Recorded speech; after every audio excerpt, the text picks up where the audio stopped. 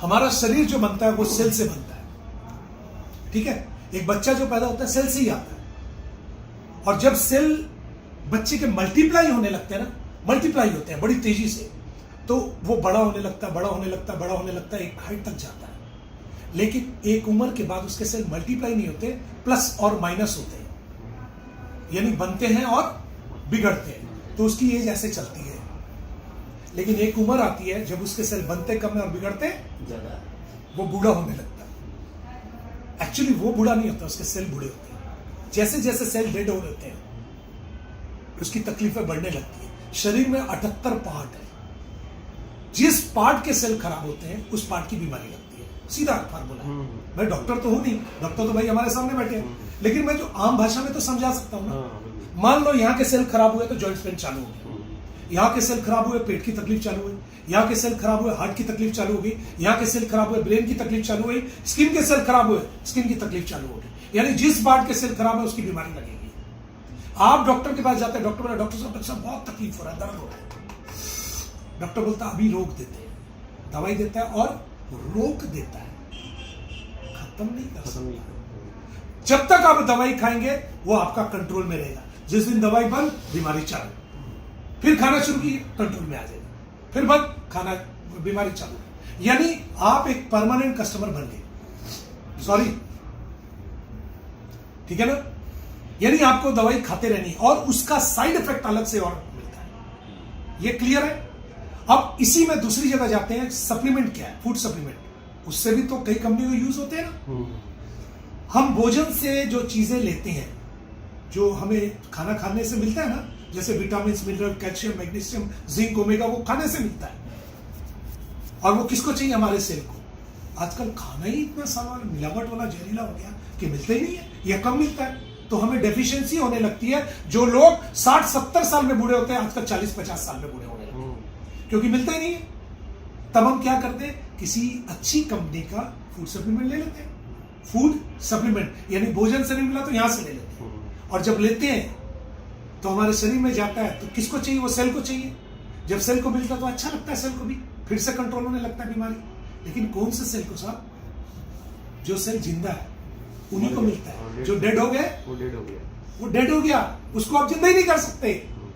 यानी कहीं आपके किसी पार्ट के सेल 70% डैमेज है और 30% एक्टिव है। आपने फूड सप्लीमेंट लिया तो 30% को ही मिलेगा, 70 को नहीं मिलेगा। यानी आपकी बीमारी जस की तस है, खत्म नहीं हुई है, कंट्रोल है, बस कंट्रोल है। हमारे पास क्या है, हमारे पास कोई मेडिसिन नहीं है साहब, हमारे पास कोई सप्लीमेंट नहीं है। हमारे पास ग्रीन एप्पल और रेड ग्रेप से निकाला हुआ स्टेम सेल है।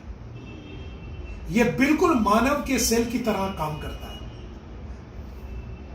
आप इसको लेते हैं, ये आपके शरीर के अंदर जाकर जहां जहां डेड सेल होते हैं उसको रिप्लेस करते हैं। यानी जो अंग आपका डैमेज हो चुका था या काम नहीं कर रहा था या कम काम कर रहा था, वो 100% काम करने लगता है। आपकी बीमारी जड़ से, यही काम है मेरा, और कोई काम नहीं है।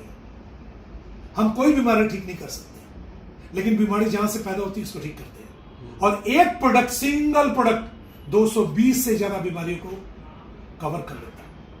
ऐसी ऐसी बीमारियां जहां कई बार लोग हार चुके, मतलब डॉक्टर ने सरेंडर कर दिया, फिर भी आप उसको निकाल कर लेके बचा लिया। इससे बढ़िया बात क्या हो सकती है। एक सिंगल प्रोडक्ट, और कोई नहीं, कुछ है ही नहीं हमारे पास, सिंगल प्रोडक्ट है। सिंगापुर का ये मटेरियल है, सिंगापुर से आता है इंडिया में, और यहां पर असेंबल होता है। 9 इंग्रेडिएंट है इसके अंदर, और ये पेटेंट प्रोडक्ट है स्टेम सेल। इसको लेते कैसे हैं, रात को ब्रश कर सोना है, सवेरे उठकर बिना कुल्ला, बिना पानी, बिना ब्रश किए सबसे पहले इसको लेना है और अपनी यहां लेना है। इसको सबलिंगुअल बोलते हैं, जिभ के नीचे सबलिंगुअल। क्यों लेना है, क्योंकि यहाँ 600 से ज्यादा छिद्र है, पोर्स, जहां से थूक निकलती है, हमारी थूक आती है। यहीं पर इस पाउडर को डालना, टेस्टी स्ट्रॉबेरी का टेस्ट है। सुबह जो थूक निकलेगी बासी वाली, उसमें बहुत गुण है। वो थूक आपके पाउडर से मिलकर एक जूस के फॉर्म में बन जाएगी। 10 मिनट तक घड़ी देखकर आपको रखना है, 10 मिनट पक्का रखना है। 2-3 मिनट में गलने लगेगा, पीना नहीं है, 10 मिनट तक रखना है। 10 मिनट बाद जूस बन गया, सेल आपके एक्टिव हो चुके हैं और उसी छिद्र से अंदर चले गए। अब उस जूस को घटक लेना, और 5 मिनट रुककर, घड़ी देखकर 5 मिनट रुककर पानी पीना है, नॉर्मल या गर्म। यानी कितनी देर का प्रोसीजर है? मात्र 15 मिनट का। उसके आधे घंटे तक कुछ नहीं खाना, उसके बाद जो खाना है, जो करना है आप कर सकते हैं। और दिन भर के अंदर पानी ऐसी जो बड़ी वाली बोतल है 4-5 लीटर लेना है। बस इतना काम कर दीजिए, आपके घर से बीमारी बाहर हो जाएगी, पैसा इन हो जाएगा। समझ में आ गया? कौन कौन सी बीमारी में काम कर सकता है, कैसे काम करेगा, कितना लेना है?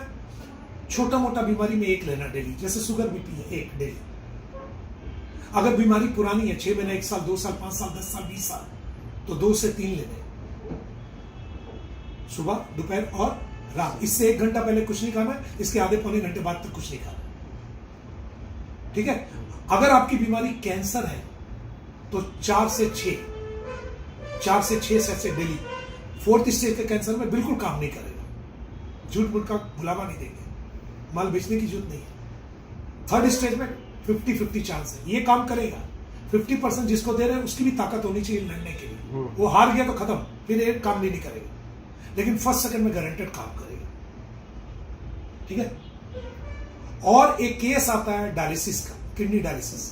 क्या होता है? पानी की एक लिमिट हो जाती है, 1 लीटर, पौने लीटर, इतनी है ना।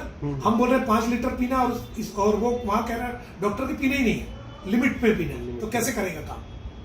कुछ नहीं करेंगे। एक सिंगल सैचे को दिन में 3 से 4 बार दीजिए, थोड़ा सा दीजिए, रबड़ मार कर रख दीजिए, फिर 3 घंटे बाद थोड़ा सा दीजिए, रबड़ मार कर रख दीजिए, और 1 घुट 2 घुट भी पानी पीएगा, धीरे धीरे उसका क्रिएटिनिन नीचे आ जाएगा और उसकी किडनी बच जाएगी। ये बहुत लोगों को बचा दिया।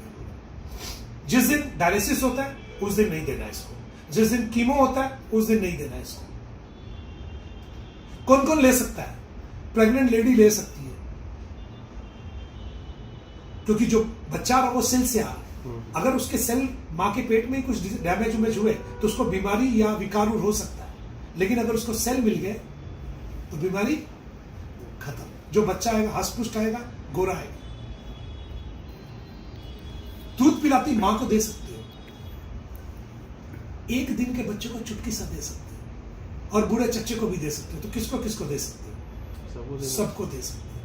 इसका साइड इफेक्ट कुछ भी नहीं है। आप 10 पाउच एक बार में खा लो, कुछ नहीं होने वाला आपको, क्योंकि सेब और अंगूर से निकाला है। मतलब आप 10 सेब खा रहे हैं, 10 सेब खाने से क्या होगा?